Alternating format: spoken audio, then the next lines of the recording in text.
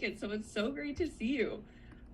Yes, we are here for World Oceans Day. This is our secondary event. So if you think you're supposed to be in the primary event, you can come back in a couple hours, but I think most of us look like secondary, so that's great to see. We have a couple of great presenters for you all today. So we'll give it a couple minutes, make sure all of our schools are able to join, and then we'll go ahead and get started. I just have a couple reminders for you. It would be great if you could let us know where you're joining from. So if you click on the three dots or the little more option next to your name, it will let you rename yourself. So it'd be very cool if you could rename yourself and let me know what country or what city you're joining from. I know we have friends from Argentina and from Egypt. I know we had some friends from Korea sign up. So it'd be really great if you could all let me know where you're joining from and your name. I know my name just says CGE, but I'll give you guys a good example. I'm gonna say Rebecca, CGE, Canada. So you can all see that's where I'm joining from. So take a minute to go ahead and do that. If you need help, you can message me or message my friend Sarah in the chat, and we will go ahead and rename you. I also wanted to say good morning to our friends on YouTube. So I know we're live over on YouTube. So if you're joining us right now, it's great to see you. If you're watching this tomorrow, it's still great to see you. So thank you very much for joining us. Well, it's the top of the hour, so I think we might have a couple schools popping in as we go, but I think we can go ahead and get started with the official start of the event. So I'd like to begin with a land acknowledgement. I acknowledge that I'm joining from Amiskwaciwa Skyicam. This is colonially known as Edmonton, Alberta, and it's found on Treaty 6 territory. This is the traditional lands of many diverse groups, including the Cree, Saulteaux, Blackfoot, Métis, Dene, and the Nakota Sioux.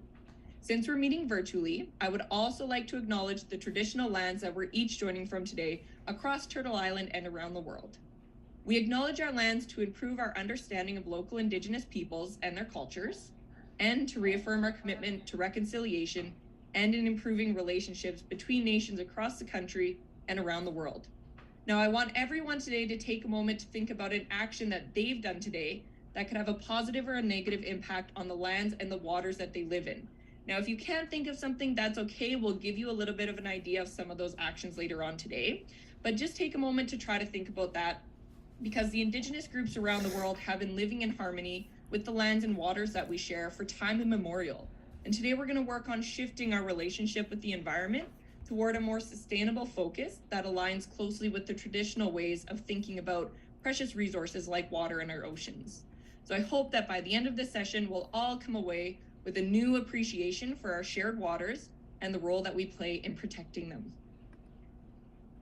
Now, we have a lot of schools joining us this morning. So again, good morning and welcome to all of you. Just one last quick reminder, because I know a few of us joined while I was doing my intros. It would be great if you could let us know where your school is located. So if you're outside of Canada, you can go ahead and let us know what country you're in. If you're inside of Canada, you can let us know what city or what province you're joining from. I do see in our chat, we already have some friends from Argentina and Egypt with us. So thank you very much for joining us today. And if we look at our list of participating schools, we have tons of schools across Canada and around the world. So I hope that you're able to see your school up there. A quick little thank you for taking the time to join us to learn about this important topic today. A quick overview of what the event is going to look like. Now, we are going to try to save some time at the end for some questions. So it's a really good idea while you're in the event to grab maybe a piece of paper or open a document on your computer and maybe jot down a couple questions or ideas that you wanted to discuss at the end. We have two really great experts here that would love to talk to you about watersheds and about the ocean. So take some time to think about some great questions, and we'll have a bit of time for a facilitated discussion at the end of the event. All right, I would like to welcome our first presenter today, Jacob Parliament. Jacob provides direct support to educators and school boards and engage with partners while facilitating Green Learning's workshops and challenges. Sharing his passion for the environment through education, Jacob has brought learners to the outdoors and the outdoors to learners. Sparking curiosity and a desire to take action, Jacob works to equip learners and educators with the tools and community for making positive change. Good morning, Jacob. Good morning. It's morning for me, but yes, thank you everybody for joining today. And I'm very excited to be here and to be able to speak. Awesome. Thanks for coming. I would also like to welcome Daphne Austin. Daphne is the specialist for online learning and ocean literacy with OceanWise. She combines her expertise on the ocean from her Bachelor of Science in a combined major of oceanography and biology at the University of British Columbia with years of conservation education and outreach. An expert in connecting students to the ocean, she has advanced environmental awareness for thousands of students across North America and beyond. So welcome and good morning, Daphne. Thank you so much for having me today. I'm super excited to join you all. Yeah, we're so happy to have you. I will pass the mic over to you and you can go ahead and start with your presentation. Amazing. Well, thank you so much for having me. I am, again, Daphne. I am an educator with OceanWise, and I'd love to get just a show of fingers. We'll do some voting with fingers or in the chat today. Thumbs up or thumbs down, or in the chat, you can say yes or no. Have you heard of OceanWise before? Some of us may have, some of us may have done programs with me before, or you might be more familiar with us, maybe if you're in Canada, but we also have an international presence as well. And so we really are a group that, or an organization that really wants to kind of inspire others. So we are a nonprofit organization whose mission is to empower communities and individuals to take action to protect and restore our world's ocean. So I'd love to hear really quickly in the chat. I know Rebecca sort of hinted at this, but what is something that you already do that helps the ocean? Is there an action you take that is going to be positive for the ocean? You can share in the chat. Use a reusable water bottle. That's a great idea. Maybe you are looking to reduce your plastic use. Doing a shoreline cleanup. Yeah. Even with OceanWise, there's the OceanWise shoreline cleanup where you actually can record what you're picking up. That's a great way to see what plastics are more prevalent in your community. Yeah, lots of beach cleanups. That's amazing. Solar powered shower heaters in your house. Wow, that's a great way to help save the planet and, you know, contribute less to climate change. So I'll look to some other suggestions that come into the chat, but I'm actually joining you all. Oh, eat sustainable fish, recycle and compost. Amazing. Well, I'm actually joining you all from Canada as well, but I'm actually joining you from Vancouver, which is in British Columbia within Canada. So I'm over on the Pacific coast of the country, and I'm really excited to join you all. But I do want to acknowledge that I'm actually on the traditional, ancestral, and unceded territories of the Musqueam, Squamish, and Tsleil-Waututh First Peoples. So I'm really grateful that I'm able to connect with you all today. But as we go through the program and as we go through every day, I really want us to think about how we can better respect the land, water, and sky around us as they have since time immemorial. So I have another question to get us warmed up for this World Oceans Day. Why would we even care about the ocean? Why is it important? Could be, why is it important to everyone in general? It could be, why is it important to you? Let us know in the chat. Generates oxygen. Yeah. Lots of oxygen comes from algae and other plants in the ocean. Lots of photosynthesis. Yeah, and it's going to give us more than half of the oxygen that we have on the planet, which is huge. Trees and plants on land help a lot, but the ocean does even more. It's a carbon sink. Yeah, so it can actually store carbon, and that can actually help fight climate change as well. Biodiversity. Yes, it holds so much life and such a variety and diversity of life.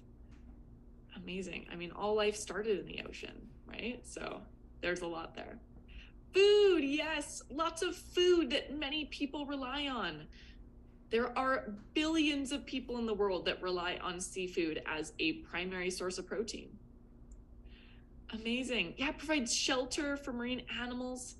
And there's so many more. Keep sharing your ideas in the chat, but there are some amazing things about the ocean. Unfortunately, though, there are some challenges that the ocean faces. So on this World Oceans Day. We're gonna transition to hope in just a minute, but I'd love to just review real quick some of the challenges that the ocean faces.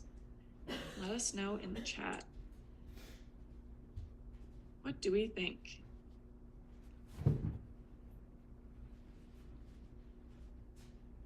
Contamination, dead zones, definitely.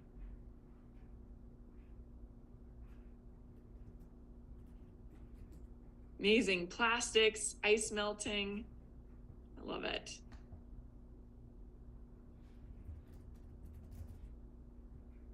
Pollution.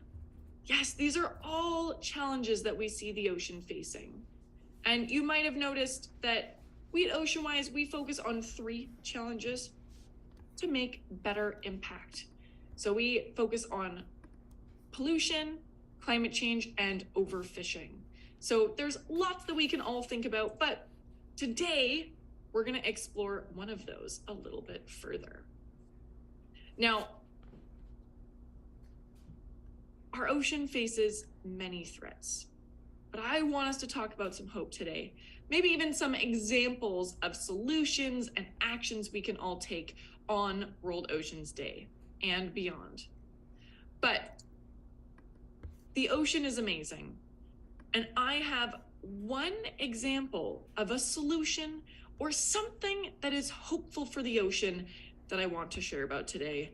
And we do have some very cute sea lions here, but we also see a bunch of seaweed or kelp. And I actually want to tell you about how kelp can actually help us all. So I want to get us started here with some kelp trivia. So the first question is, true or false? Kelp is a type of plant. What do we think? I just wanted to say, in case it didn't pop up on anybody's screen, I did launch a poll for this one, so you might have to access it at the bottom of your Zoom screen. But you can go ahead and answer in the poll. Polls make it fun. You can kind of see what's happening. I'm seeing lots of true. The answer in this case might surprise you. Oh, we've got a few false now. The answer is true. Sorry, false. It is not a plant. Oh my goodness, I'm even getting myself confused.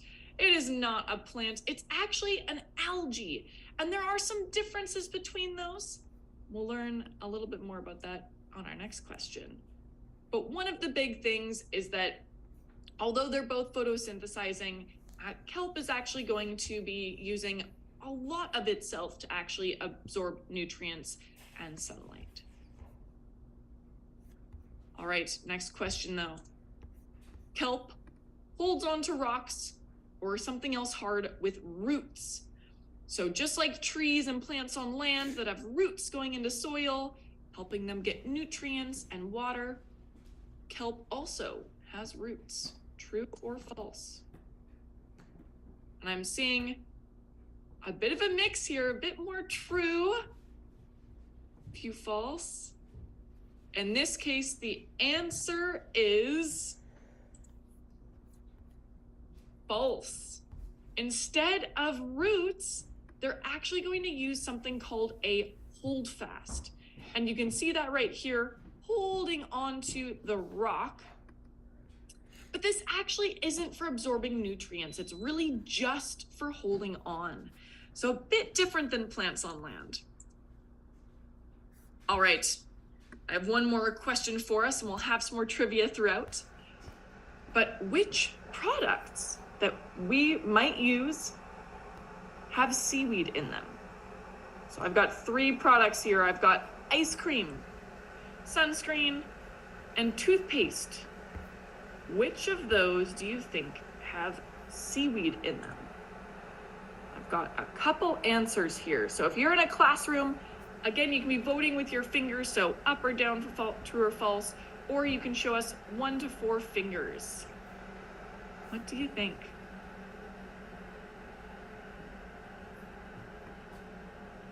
You might not think about seaweed being in a lot of products, but I feel like my toothpaste doesn't taste like seaweed, but I feel like your other questions were very tricky, so I'm going with 4. It's a good guess, and I will say there are many other products as well that are going to use it too. If you think of kelp, it's going to feel really kind of slimy and slippery and kind of gooey, and that kind of gooiness, that kind of thick, kind of mucusy feeling is really great to hold things together. And so it's going to be in many, many products. In this case, all 3 of those products are going to have seaweed in them. And there are many, many more. So if you know another product that has seaweed in it, feel free to share that in the chat.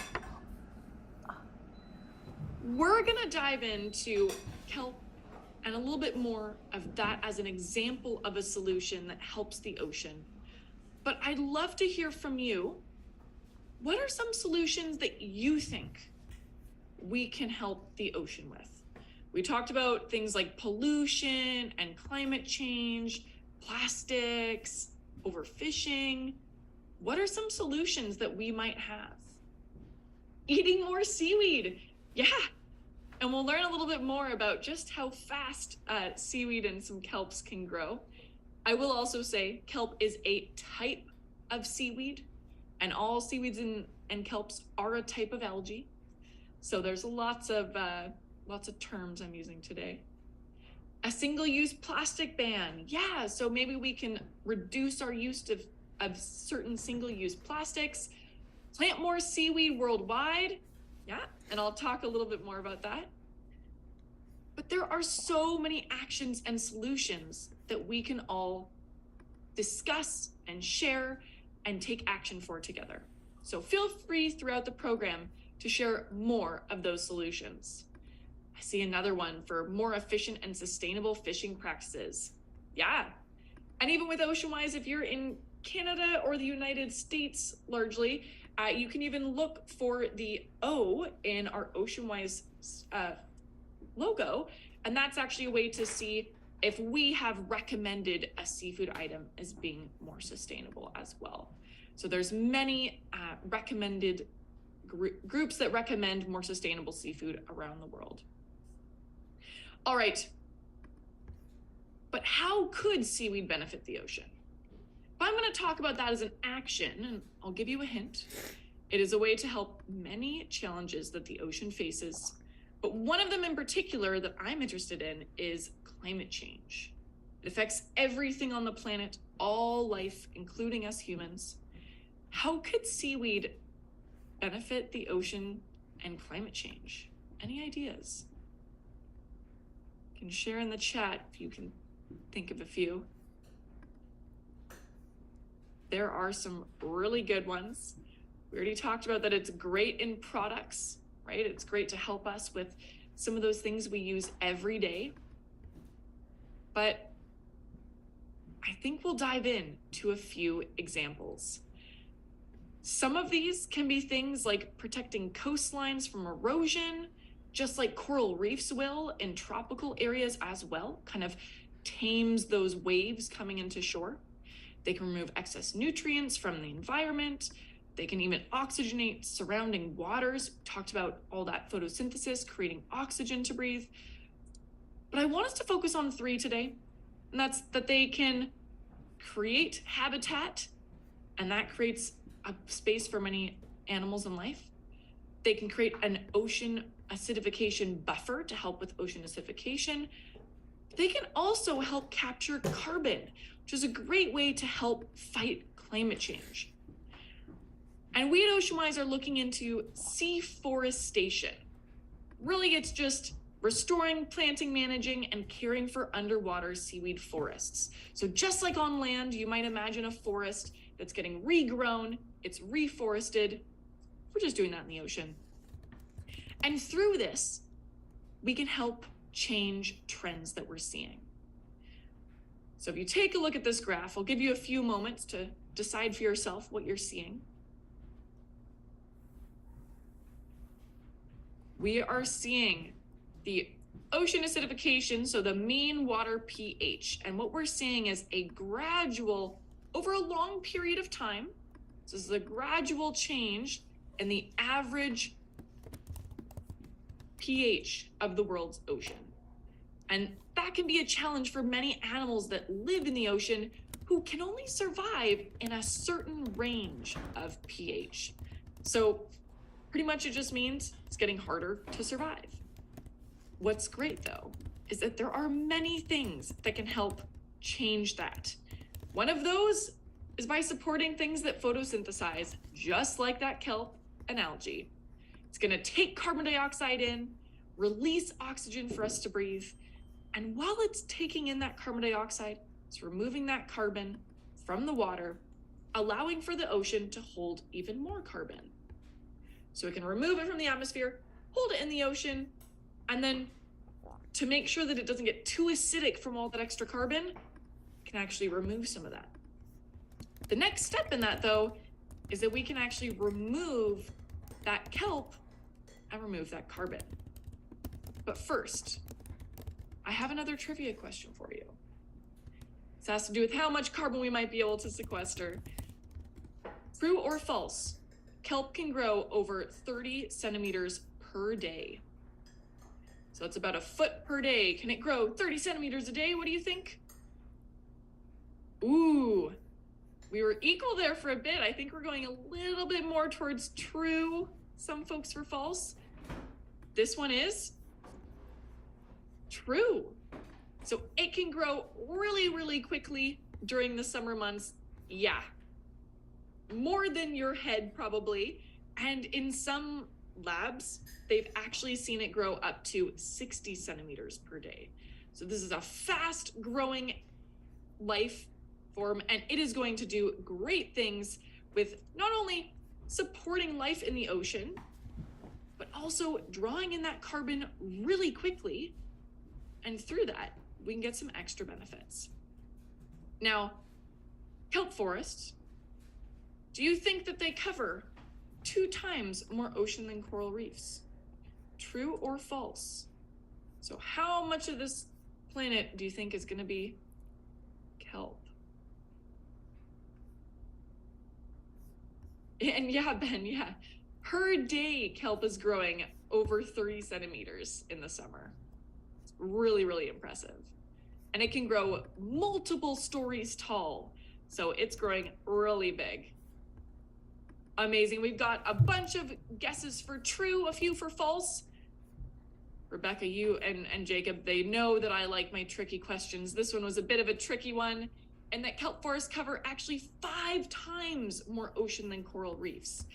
And that means there's a lot of places to support biodiversity as well as help fight climate change. But I have, and as you can see actually from this map, it's going to be in many, many temperate areas around the world. But I have a follow-up question. Kelp forests in certain locations are declining 4 times faster than tropical rainforests. We see a big decrease in tropical rainforests, unfortunately. Do you think we're seeing a greater decrease in some kelp forests? True or false?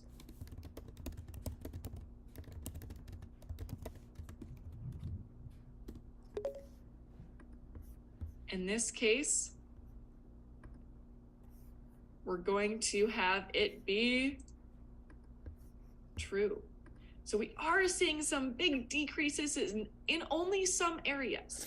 What this means is that those are areas that would be great to have some seaforestation or reef forest to bring back that kelp and all of the ocean acidification buffering, the climate change impacts, and supporting more of that biodiversity. You can see here that just one example of why we might see a decrease in kelp is actually from an overabundance of a certain species. So in this case, sea urchins, who absolutely love to eat kelp. So when we get too many of them, they kind of almost log the forest in a way. They're going to kind of get rid of all that kelp, which isn't great for that ecosystem. So by balancing that ecosystem out, maybe supporting a predator of those sea urchins, we can get it to return. And by increasing the amount of kelp that we're going to have, we can actually store more of that carbon like we talked about. You can see just by having some pieces of kelp break off, or even purposefully burying some of this kelp in ocean sediments at the bottom, we've kind of removed that carbon from the system. And that's a great way to fight climate change, ocean acidification, and more. Who would have thought? Kelp. What a help it is. And we can see this all over the world. We with OceanWise are doing a bit of seaforestation within British Columbia, along the Pacific coast of Canada, as well as in Chile, where there's lots of kelp reforestation, but also there are some pretty healthy ecosystems of kelp in some areas as well. So not all of it is doing poorly. And you can see one example here of one of the areas that we have been working on seaforestation with. And you can see a lot of life coming back to that kelp forest after it's been replanted. That kind of ties into the biodiversity that we might see being supported by this kelp. So real quick, I'd love to hear from you in the chat. What animals do you think you'd see in a kelp forest?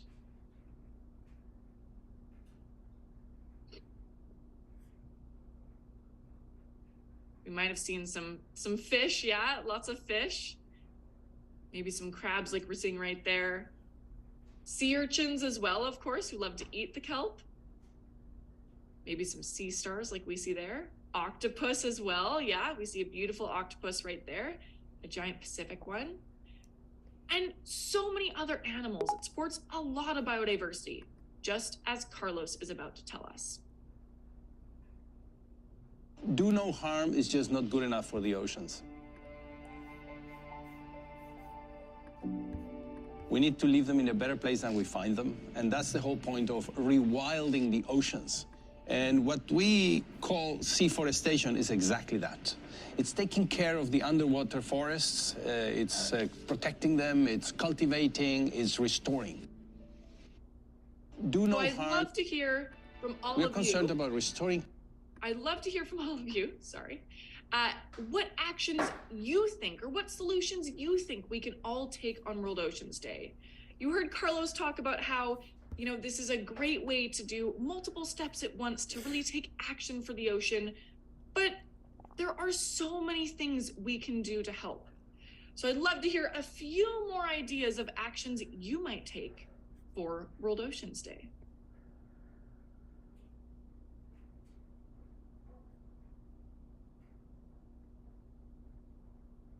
And I saw some other suggestions for animals that might live in a kelp forest, like sea otters. Yeah, and they and some sea stars will even help keep those urchin populations in check to keep those kelp forests nice and healthy. Amazing. Well, there were some suggestions before for things like reducing single-use plastics, using a reusable water bottle. I see suggestions like clean plastic in or around kelp forests. Yeah, and really remember that water connects us all. No matter what country you're in, no matter what part of that country you're in, water always travels to the ocean, and it's gonna bring whatever is in it with it. So you don't even need to clean plastic right at a kelp forest. It can be right on the street near where you live, could be on your school playground. Anywhere is going to be a great place to do a cleanup. I see avoid single-use plastics, take the initiative to educate others about the necessity of reducing single-use plastic. Amazing. Yeah, go on a trash collection for a beach trip, use one less plastic, be as sustainable as possible. Yeah, and whatever that sustainable means to you, right? We might all have different means to help support us in our sustainable journey. Amazing, yeah. Put trash in bins and recycle whenever possible. There are some amazing suggestions here, and I hope that you all discuss further with friends and family alike. A few of the ones I have today are things like tell your friends and family. The more we all learn about the ocean, the more we can all help it and learn a lot more. Learning and finding ways to support others, or maybe other organizations that are nearby. Maybe you can even find ways to volunteer or help take action. But even sharing your voice with leaders, right? We can take actions individually and as groups, but leaders, government officials have lots of power. Leaders of companies have lots of power. And talking to them and reaching out to them is a great way to also get larger scale change put in place. So there's so many actions we can all take on this World Oceans Day. We've got some hope, lots of hope for the ocean. It can make lots of recovery no matter the ecosystem. We're seeing some with kelp forests, but the whole ocean has our help.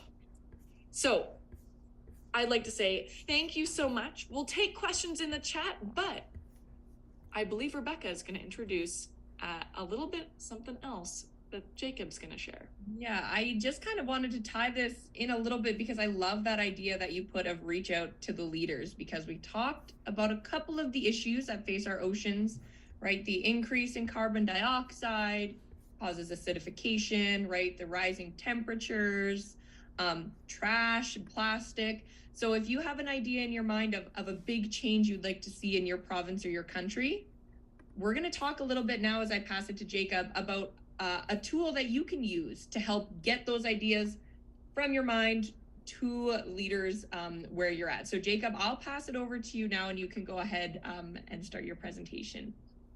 Thank you, Rebecca. Yeah, just give me one moment and I'll pull up my slideshow here.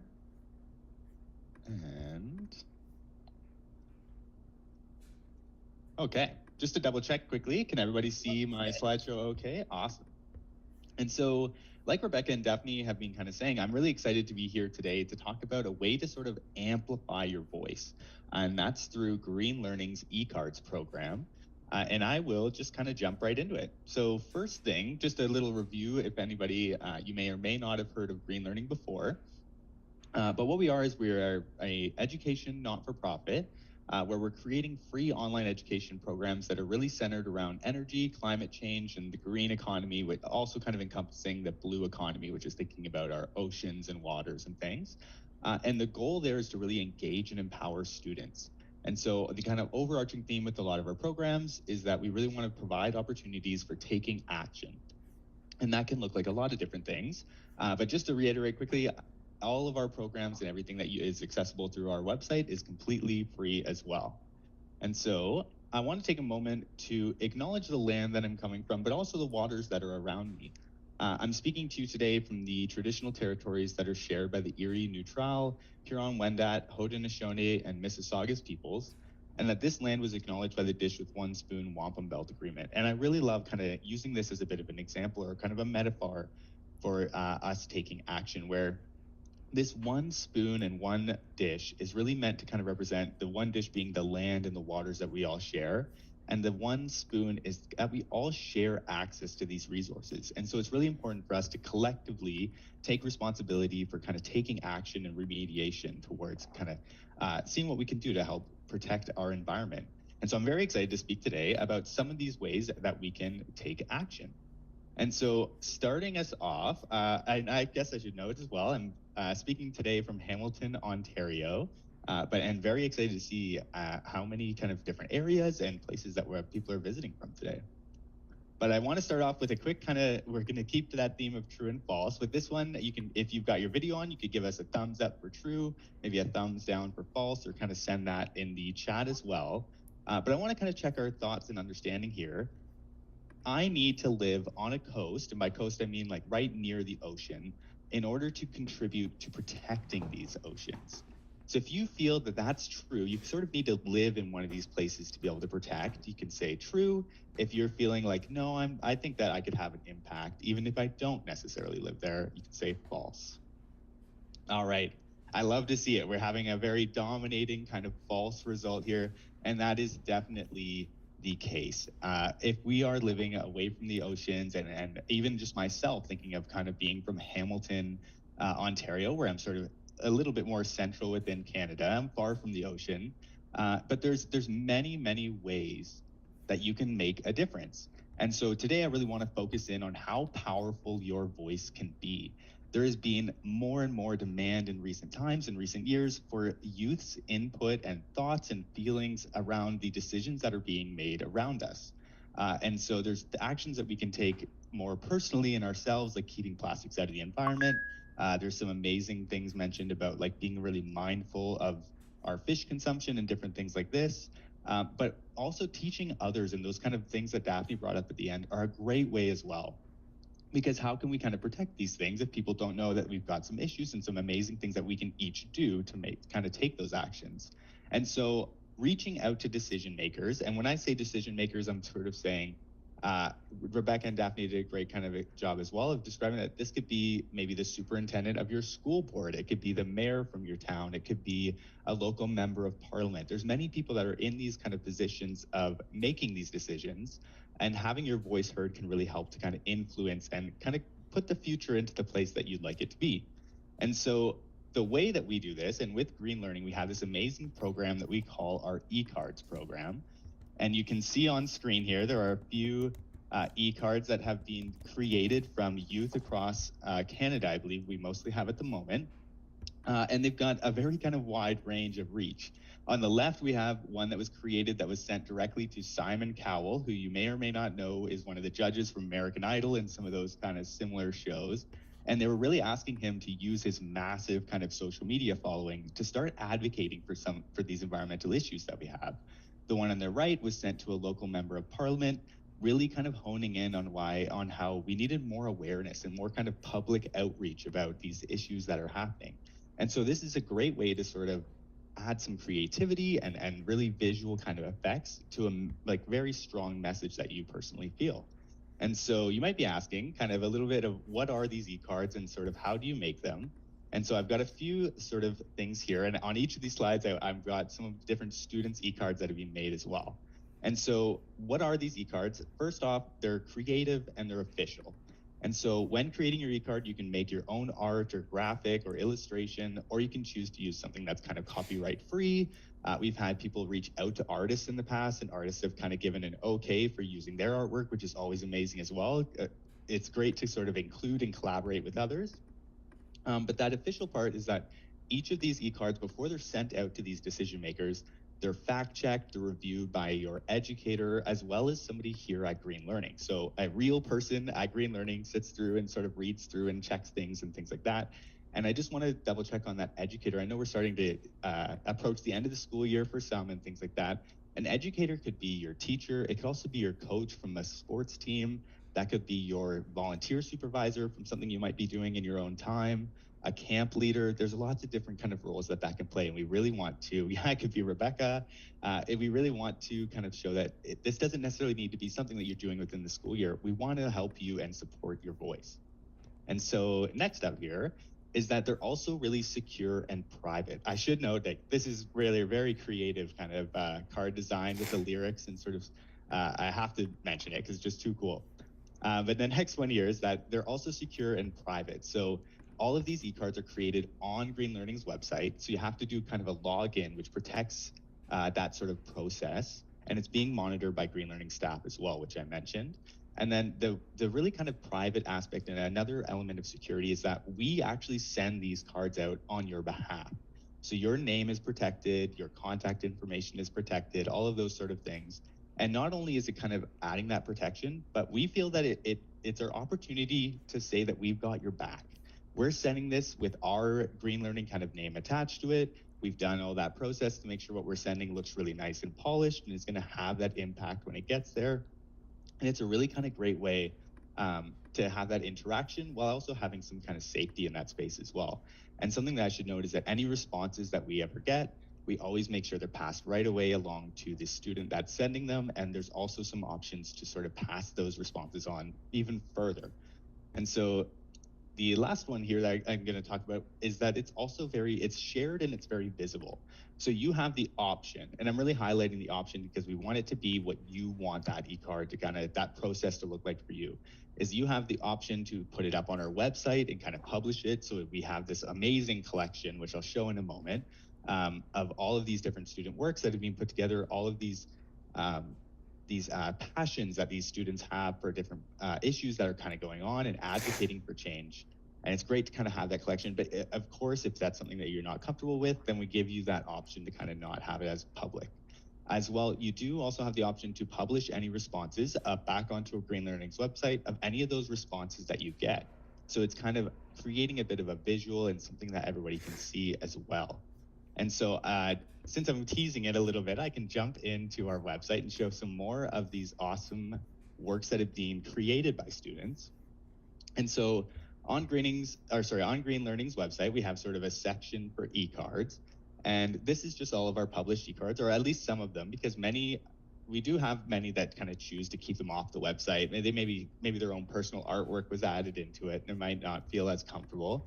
But we've got a great collection of some of these e-cards where there's being created by a range of students.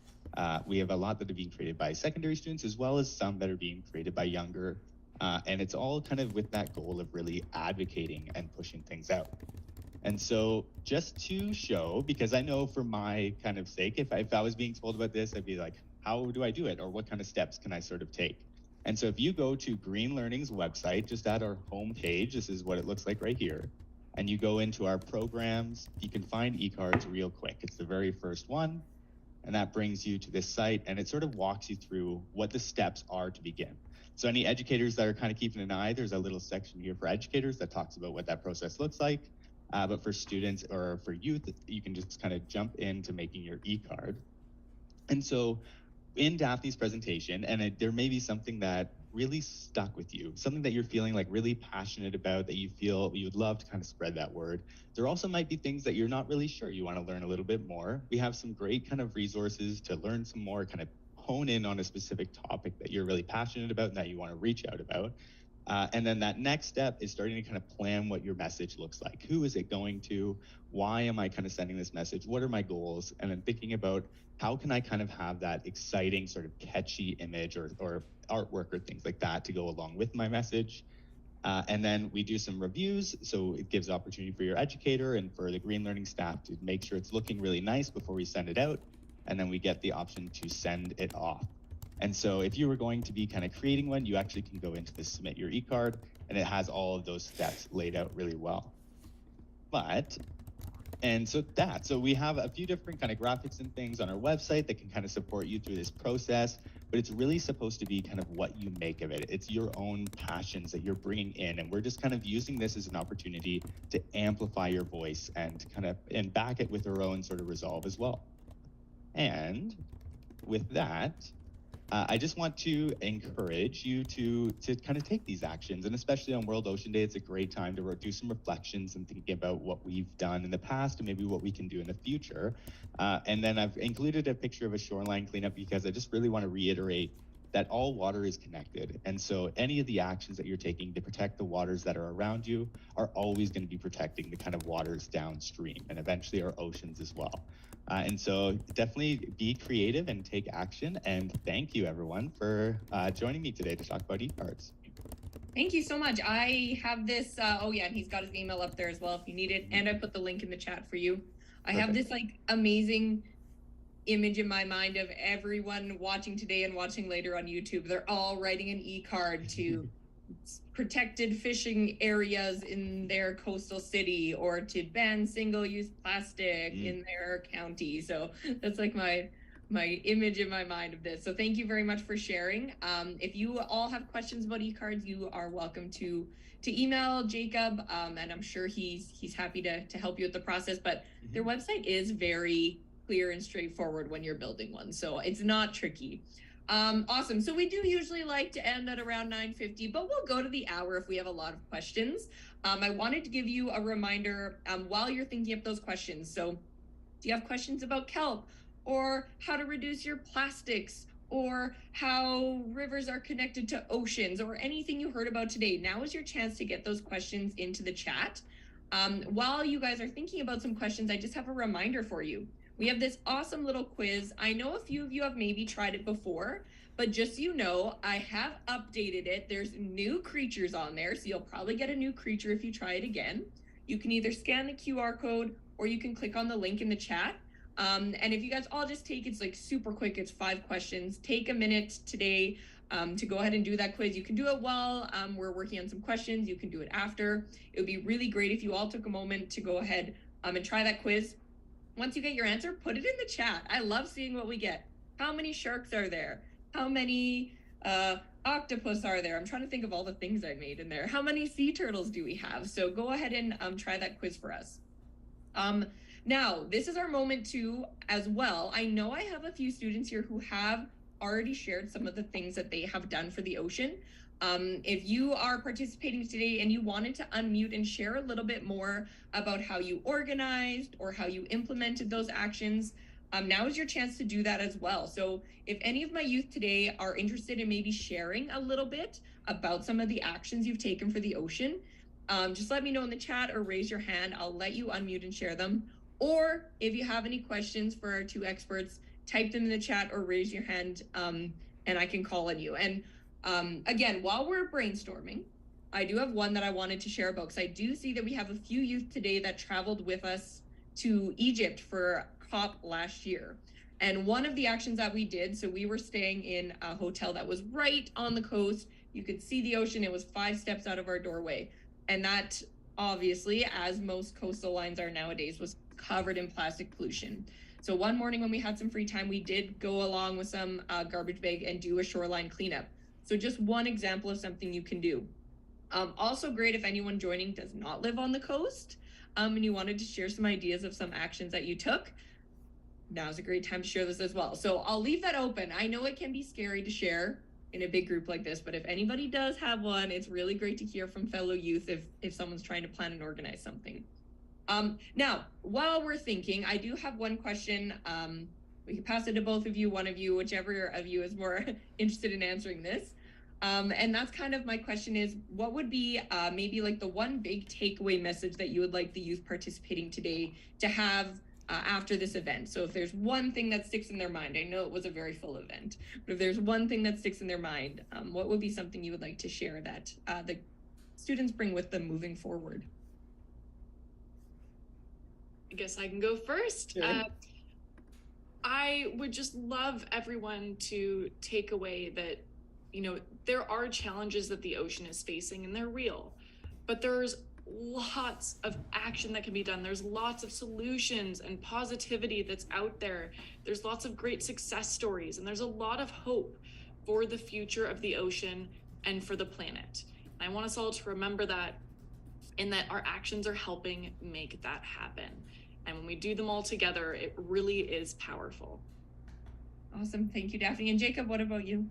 Yeah, I think that maybe a little bit even not related to what my presentation necessarily was, but I want you to kind of be present for a moment and see kind of all of the people that are here today that care and are very passionate about these things, and thinking about maybe when you're kind of feeling down about some of these issues, or you're reading an article that might be kind of upsetting, and just thinking about how there's so many people that are kind of working to help protect our environment and take these amazing steps, and kind of feeling that you are a part of that system and we're moving in some amazing directions. Yeah, I have heard a lot of our students that participate in our Decarbonize program say that they have climate anxiety, or they feel this overwhelming feeling of I'm not doing enough for the climate. But studies have shown that the best way to fight that like bad feeling about the climate is to take action.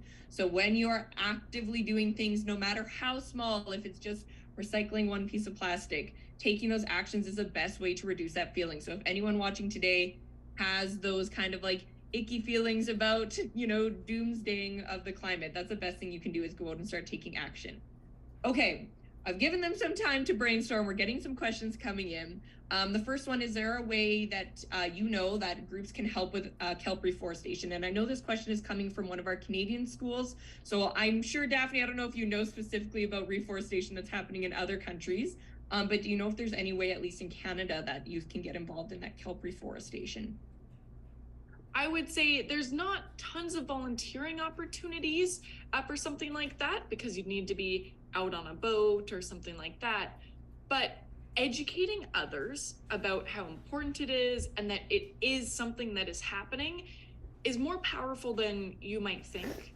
So definitely telling others, you know, if you have the means to donate or, you know, do a fundraiser to help support groups that are doing seaforestation work, that can be something.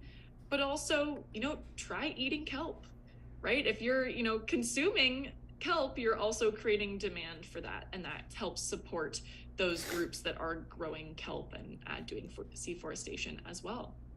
I know we have a few cameras on today. Anybody listening, has anybody ever tried eating kelp before, or eating seaweed? Oh, yeah. Oh, that's awesome. It's delicious. It's so good. It's not really a common part of the Canadian diet, so I feel like it's kind of a shift that we have to have in what we're eating. But imagine how great it would be if you did a fundraiser where all of the baking or the cooking that you did had kelp in it, and you raised money to help support reforestation or seaforestation. That'd be so cool. And Awesome. you can learn, or you can use it in a lot of different things too. I've had like kelp brownies before. I've had it in soup before.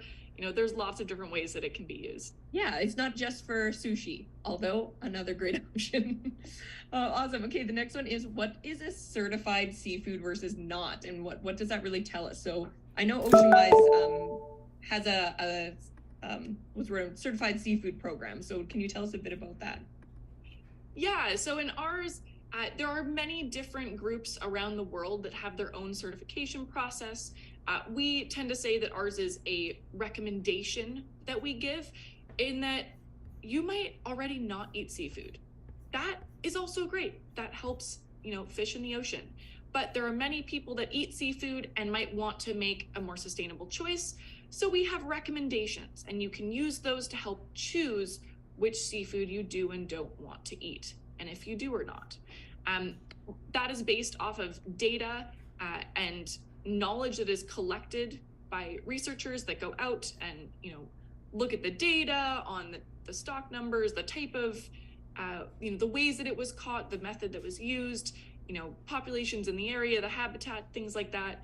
And really, it's just to kind of create a scoring card of sorts that kind of says, if you have a high enough score, we'll say that you're doing all right, and that's a more recommended option than this one that didn't score as high. So it's all about that. And if you really want to dig into more about what kind of gets that number, there are ways to do that on both the OceanWise seafood website and other groups as well. Yeah, they take so many different measurements into account when they're making that. I know we have done an event in the past where we looked at the different things that go into sustainable seafood. So even if you check out our YouTube page, we did a whole event on how you decide if seafood is sustainable or not. And I would add to that too, that there's lots of aquaculture or farmed seafood that I know there are some maybe negative connotations towards that, but there's also very sustainable farmed seafood options out there. And you can always do more research into how that is ranked or how it's tallied as well. Awesome. So this next one, I think I could probably send this one over to Jacob first. How can we as youth help spread awareness of the importance of challenges that our oceans are facing? So do you have any tips or tricks for having youth spread that awareness, maybe amongst other youth, but also amongst adults even? Yeah, for sure. I think that when it comes down to these things and thinking about like spreading that awareness and things like that, the first step that I always like to kind of recommend is starting to kind of raise your own understanding a little bit first. So think about who's sort of making decisions in my area, or what is the kind of specific challenge or specific issue that I kind of am looking to like learn a little bit more or kind of take some actions for. So starting to kind of narrow down and so it's not feeling like this massive issue that you're not really sure. Starting to kind of narrow it down can really help, especially with those sort of first steps. And then another thing too is even just thinking about if I received kind of like one letter in the mail that was telling me about how important this is versus if I received 50 letters in the mail or something like that. Is that kind of quantity and kind of seeing that it's a widespread belief can have a big impact too. So doing like encouraging other students or youth or your family and friends to kind of take these actions alongside you can also really help with kind of having that impact and spreading that awareness and really kind of making your voice really visible. Mm-hmm. Thanks.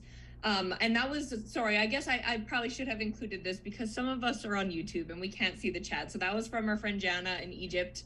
Thank you very much for the great question. And I do see we have some other things in here as well. Queens Royal College, we actually just shared a video of you on our TikTok as well. I can see if I can get the link for you. They just did a cleanup on a beach just for World Environment Day. So yeah, that's so great. Eating seafood for health reasons. You can get seafood chips that are really delicious. That's really great. Thank you. Hello. It's so nice to see you. Let me find my link here. I can share it with everyone. Did you want to tell us a little bit about your beach cleanup? Yeah. I don't know if you have audio or not. There, I have the TikTok video for you all if you'd like to see a quick little clip of their group. Okay, right. So I'm Wendy McKenzie. We are having two actually. We are having a big one on Sunday, which will be national with a number of schools. But one class decided that on World Environment Day, we're going to go to the furthest south of the island. So we traveled for like 2 to 3 hours going to that area. Yes. So when we went there, it's actually very close to Venezuela, like 7 miles away from Venezuela. So the children, the principal came with us, Mr. Simon. He came with us and we had a good time. The people in the neighborhood, they brought some snacks for the kids and so on. And it was a lovely experience. We were right at the end of a coconut estate. I think you saw the coconut trees, a coconut estate called Constantine Coconut Estate. They make coconut oils and they send the coconuts towards the, it's called CGA, Coconut Growers Association. They make soaps and so on from the coconuts. And the boys enjoyed themselves. They even played a little football on the beach after the cleanup. That's awesome. That's the nice thing about doing something like a trash walk or a beach cleanup. You feel so good afterwards because you were out walking around in nature. It feels like it shouldn't feel so good to do something that's hard work. But yeah, that's wonderful. And thank you very much for sharing it with us. Anyone else has any videos of some of the actions you're taking? I would love to see those. Please send them to me. Okay, we have another question here. And this, I know Canada recently has started doing single plastic bans. I'm sure we don't have that in all of these countries that are joining us today. So do either of you have any tips on how we can lead a ban of single-use plastic, or kind of some of the steps maybe that we took in Canada that got us to that point? How do we decide even what to ban? I can jump in, yeah. This would be a little bit of a generic answer, I guess, but because we have so many people visiting from so many different places, but I think that it's really important to kind of share the facts in these sort of situations a little bit, because there's so much that is really valuable.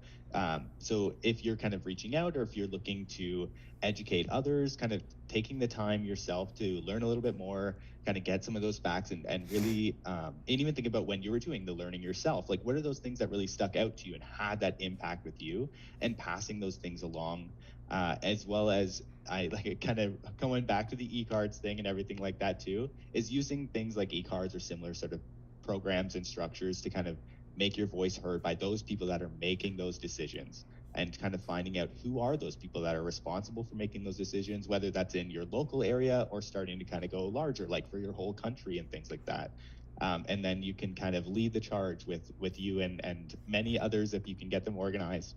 All of those things can have such a great impact. But yeah, so that's kind of what I would say for those initial steps and things, but I'm sure Daphne can add on to that as well. I'll just quickly say that even with the Canadian plastic ban that has started, there was actually data from shoreline cleanup participants all across Canada that was used to decide which plastics to ban, and also as an argument to ban plastics. So being able to, record what you're seeing in your area and using that data as evidence of what's happening, right? So it could be, qualitative data as well. So it could be things that you've seen, your own personal stories and connections, but also having some quantitative data with numbers helps as well to really bring home that point of what we're seeing and on what scale. But as Jacob said, there's great ways to share your voice and, discuss with others how you can make a difference together.